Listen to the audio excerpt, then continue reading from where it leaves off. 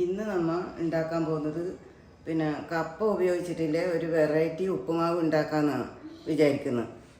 അപ്പോൾ നമുക്കത് പിന്നെ അതിന് വേണ്ടിയിട്ട് ഒരു വലിയ കഷ്ണം കപ്പ എടുത്തിട്ടുണ്ട്.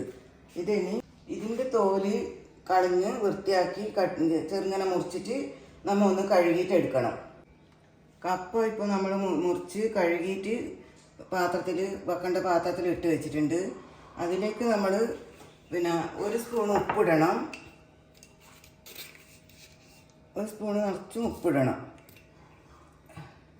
പിന്നെ ഒരു 1/4 ടീസ്പൂൺ മഞ്ഞൾപ്പൊടി ചേർക്കണം.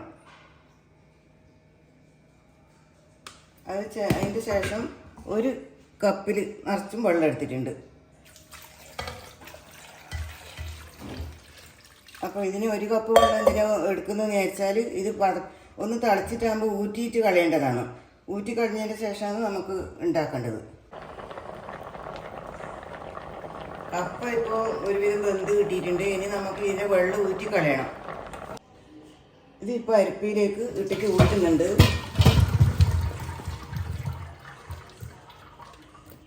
അപ്പോൾ ഞാനിപ്പോൾ എളുപ്പത്തിന് വേണ്ടിയിട്ടാണ് അരിപ്പയിലേക്ക് ഇട്ടത്. അരിപ്പയിലേക്ക് ഇടാതെ ഉണ്ട് ഇങ്ങനെ പാത്രം വെച്ചിട്ട് ഊറ്റിയിട്ട് എടുക്കുകയും ചെയ്യാം, എങ്ങനെ വേണമെങ്കിലും ചെയ്യാം. ഇതിപ്പം വെള്ളം ഊറ്റിയ കപ്പയാണ്. അത് ജസ്റ്റ് ഈ പാത്രത്തിൽ ഇട്ടിട്ട് നമുക്കൊന്ന് ഉടച്ചെടുക്കണം. ഇങ്ങനെ നല്ല പൊടി പൊടിയായിട്ട് ഉടച്ചിട്ട് എടുക്കണം. ഇതിപ്പം കപ്പ വേവിച്ചത് ഇങ്ങനെ വെള്ളം ഊറ്റിയതിന് ശേഷം പൊടിച്ചെടുത്തിട്ടുണ്ട്. കപ്പ ഇപ്പം ഉടച്ചെടുത്തിട്ടുണ്ട്. അതിലേക്ക് നമ്മൾ പിന്നെ കുറച്ച് കറിവേപ്പിലയും ഒരു 1/2 കപ്പ് തേങ്ങ ചിരകിയത് ഇടുന്നുണ്ട്.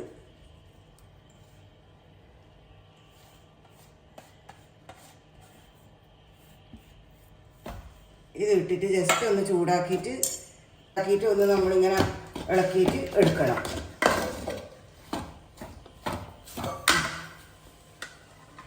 ഇനി കപ്പ വേവിച്ച് വെച്ചാൽ അതിലേക്ക് നമുക്ക് വറവ് ഇടാൻ വേണ്ടിയിട്ട് ആക്കണം. അപ്പോൾ അതിന് വേണ്ടിയിട്ട് ഞാൻ പിന്നെ ഒരു സ്പൂൺ കടുക്, 2-3 വറ്റൽമുളക്, കുറച്ച് കറിവേപ്പില, പിന്നെ വെളിച്ചെണ്ണ അതെല്ലാം കൂടിയിട്ട് വറവിന് വെച്ചിട്ടുണ്ട്. വറവ് ഇപ്പോൾ റെഡി ആയിട്ടുണ്ട്. അതിലേക്ക് പിന്നെ കപ്പയിലേക്ക് വറവ് ഇടുന്നുണ്ട്.